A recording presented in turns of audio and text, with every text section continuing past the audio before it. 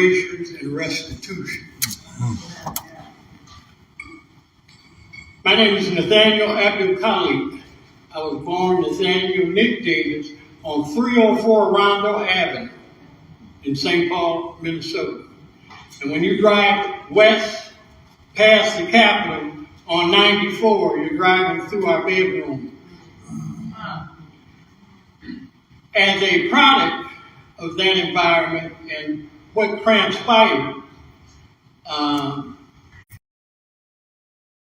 what was being tested. They came through with that government action and destroyed a neighborhood, a model neighborhood. We wasn't a threat to anyone. We took care of ourselves. We didn't know anyone that was locked up in an institution in our community. But we had some of the same problems that exist today, but we took care of them ourselves. We didn't hardly see the police in our community. And every business that you can think of, we had right there. There was over 300 businesses destroyed. 700-800 homes was destroyed. And many of those homes, because back in the day we couldn't go to a bank, many of those homes, brothers and sisters had under a contract for deed with high interest rates. And the man would come by once a month with a little book, and you paid whatever, your payment was. When the freeway came through, they lost their equity. That was a big hit on generational wealth. And those that own their homes through the few institutions that loaned to them, they couldn't get what their house was worth, so they almost had to start all over. So they gutted out our economic engine, our social and political and spiritual structure that we had, and just threw us into the wind.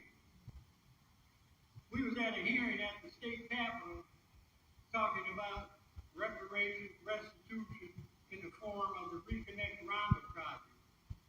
And one of the white legislators said, well, I lived on so-and-so, and they came through and took our home for a highway such and such, whatever it was. And we had to put him in check because his people, when the freeway came through, they had a plan. And they could move anywhere they wanted to, not just in the Twin Cities, but in the state of Minnesota. We were restricted from doing that. And through those years of suffering and reliving and rehashing what they did to us and watching the social, economic, political, and spiritual and financial structure being destroyed, it caused us a lot of problems. And it just seemed like we went to sleep one night and woke up the next morning and we were being hit in the face with crack, displacement, poor housing, lack of employment. How many of you remember Ebony and Jet magazine? Raise your hand.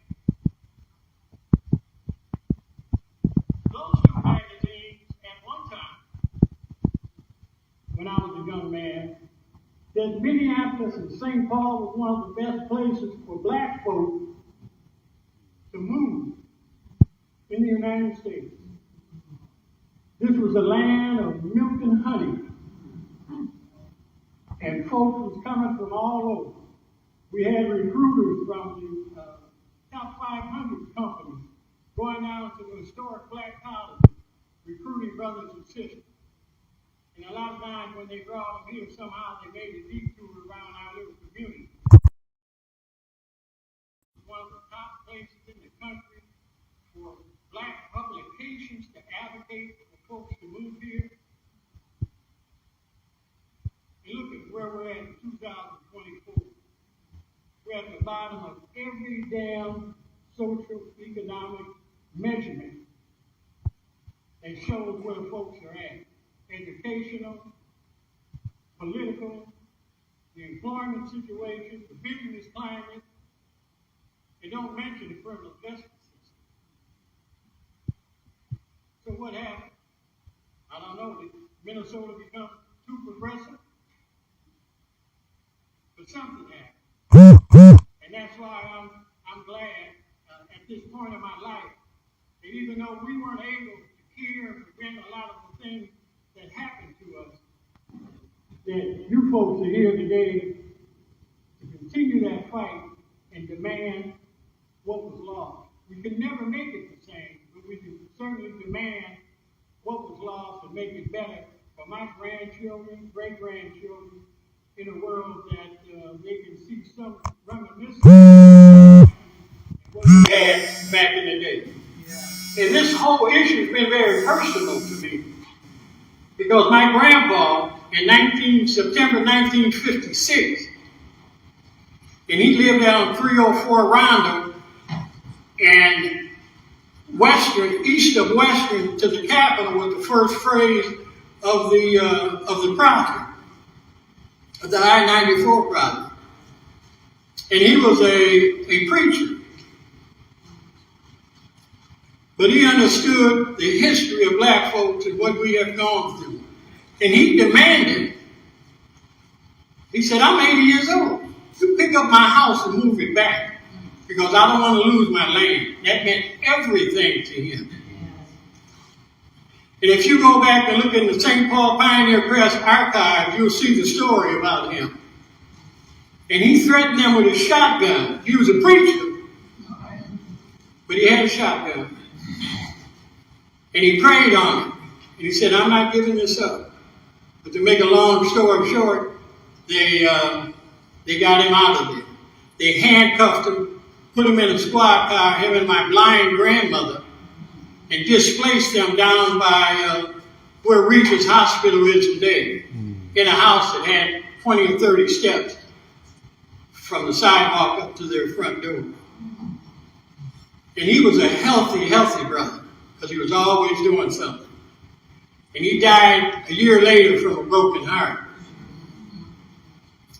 And so, I just want y'all to understand, for many of us, and this other folk from that Rondo community, they have similar stories. And when I think about when I was a young man back then, and I talked to a lot of brothers that I grew up with, and we said, man, do you ever remember anybody being in jail or being in any kind of trouble? And we couldn't name one. We couldn't name one. But after the freeway came through, and I, like many of them, are not just blaming the system, we blame ourselves for not being more disciplined. But after the freeway came through, many of us, including myself, got locked up. Got locked up at Boys Totem Town for 8 months. And when I went up there, I looked around and many of the brothers from Rondo was up there. But we didn't have the consciousness to say, what happened? Because when we were there, we weren't caught up in all this madness. But we lost, and they took and destroyed our moral compass. And we couldn't recover from that. There was just too many obstacles. And then after Rondo, they came and punched us with urban renewal. We're going to save you, Negroes. This is the promised land for you. And that really didn't happen. All the promises that they made that was going to uplift our people didn't happen. I was talking to Brother Kadir and Nick Muhammad back there and telling Kadir about back in the day. Selby Avenue. How many of you remember what Dale and Selby used to be like? You couldn't wait on the city bus up there. It was a policy of benign neglect by the city fathers that they didn't give a damn because brothers were being murdered up there left and right. Murdered, stabbed, and beat up in the whole 9 yards. And that's where we moved from Roundup. And it was strong black men like Bobby Hickman and Kwame McDonald and Sister Katie McWalk, Brother Merle Harris, and how we organized to police ourselves because they wouldn't do it. They didn't care as long as the problem stayed there. And then they came up with promises about how they were going to make things better. And when we demanded money for our institutions, like inner city and some university crime prevention and so forth, they said they're just hollering wolf. There's no gang or crime problem here. But we could see it, we could feel it because we lived it, we were there. And once again, public and government policy ignored us. And we sunk further and further. And then when they started polishing things up a little bit, they pushed us aside. At one time, in my community, Jamestown Apartments, Community Plaza, St. Philip's Garden, the Summit University had an organization called Health Development Corporation. Are any of you familiar with the Unidale Mall? Yeah. That was folks that looked like me that, not me, but looked like me that put that together, part of this long-range plan to improve our living conditions. Brother Kadir's dad was part of that plan to establish businesses there. But once again, they just had a short-term plan, not a long-term plan, and he knocked that out from under us. The control data building on Selma, they used to employ hundreds of folks from our community that couldn't get jobs anywhere else. They said once that closed down, they would turn it over to a black business. And he turned it over to a brother named Dick Mangum, and that lasted for a year, and the neighbor gave them help. Now they got a business in there that doesn't have anybody working that looks like me, and ended up leasing part of the building to a black nonprofit. And then the last thing was the education center on Dale and Round. That wiped out the last of our existing commercial businesses with the promise of decent paying jobs, opportunities for small businesses, and that lasted about a year and a half, and now they're gone. And so I want to commend y'all, and I pray that Almighty God continue to give each and every one of you, especially you young folk, because you're sacrificing a lot to being involved in this struggle. And I know the ancestors are jumping up and down with joy, knowing that y'all have the commitment, the strength, and the courage, and the sacrifice.